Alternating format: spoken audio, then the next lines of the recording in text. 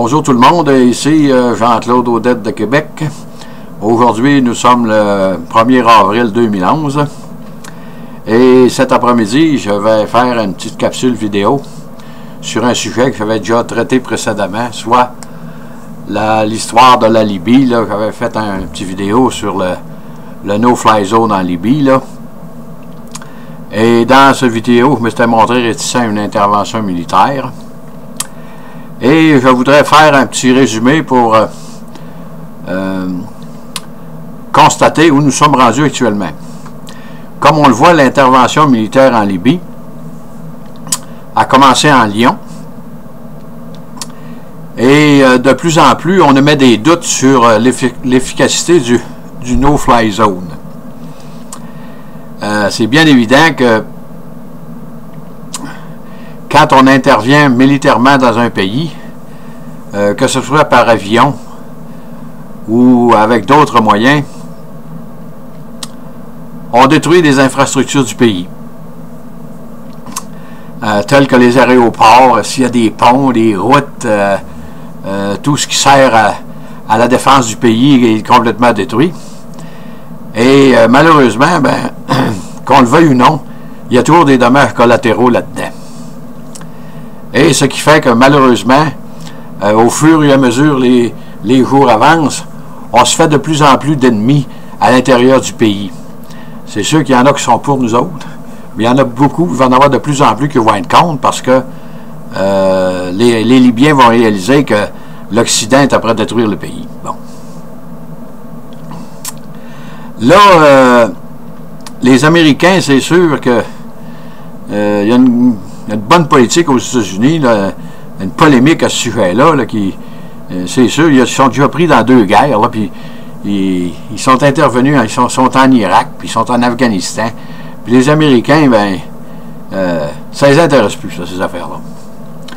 Le commun des mortels, là, imaginez-vous, ils prenaient un discours au Sénat américain, là, des sénateurs qui discutaient de l'intervention en Libye. Ils trouvent que ça coûte cher. Ça coûte à peu près 40 millions par semaine. Quand on compare à la guerre qu'il y a eu en Irak, là, ça a coûté 1 trillion, 1000 milliards de dollars. C'est sûr que c'est pas par semaine, là, mais ça coûtait beaucoup plus cher que ça. Et ça, ça ressemble étrangement à une guerre civile. Là, les rebelles qu'on appelle de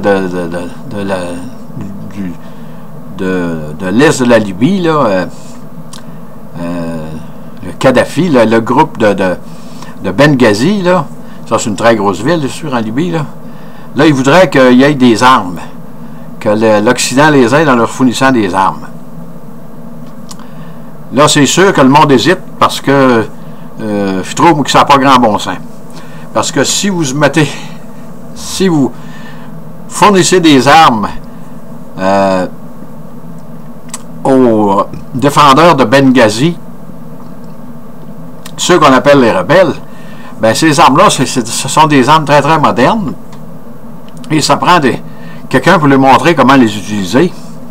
Et comment voulez-vous utiliser ces armes-là efficacement s'il n'y a pas des troupes de l'Occident, des soldats de l'Occident qui mettent pied à terre en Libye?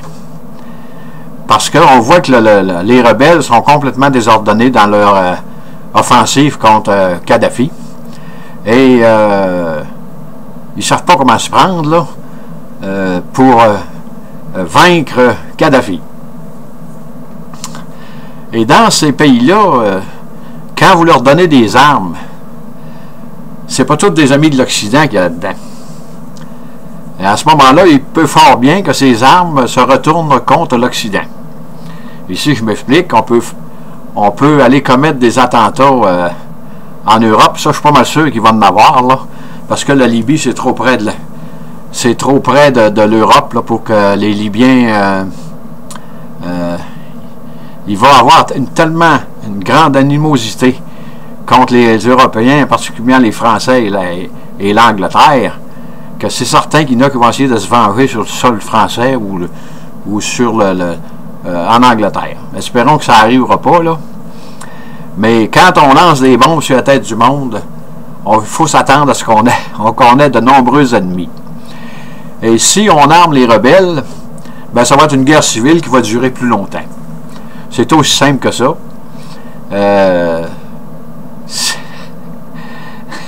Kadhafi, il n'a pas de l'air à vouloir lâcher. Et on voit qu'il y a encore une armée substantielle parce que même avec le no-fly zone, les avions de l'Occident qui patrouillent au-dessus de la Libye, Kadhafi réussit à repousser les rebelles. Là. À ce moment-là, ça va être un bourbier comme l'Irak si on envoie des soldats occidentaux dans ce pays-là. Je reviens à ma première idée qu'il aurait fallu laisser les Libyens régler leurs problèmes eux-mêmes. Quoi qu'on en dise, on parle de génocide, puis toutes ces choses-là.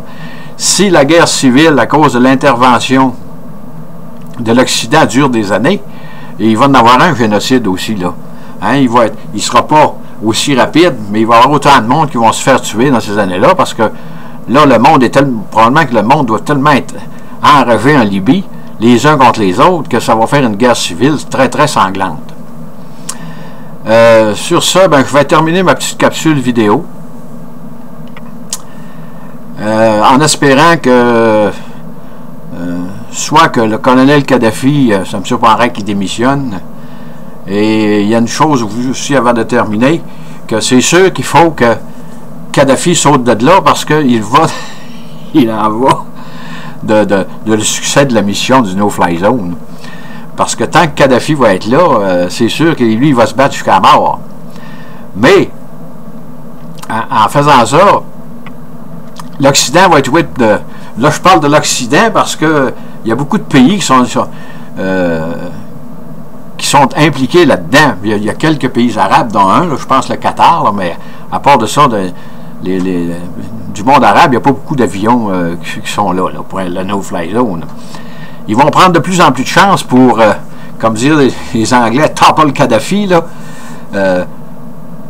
Fait que s'ils font ça, s'ils réussissent à trouver que Kadhafi, je ne sais pas, il peut se à Tripoli dans une place où, à l'intérieur d'une population, là, caché dans la ville, non, pas dans un bunker, puis s'ils décident d'aller le faire sauter là, ben c'est sûr qu'il va y avoir beaucoup de monde qui vont se faire tuer autour, et ça va faire encore une plus grande animosité.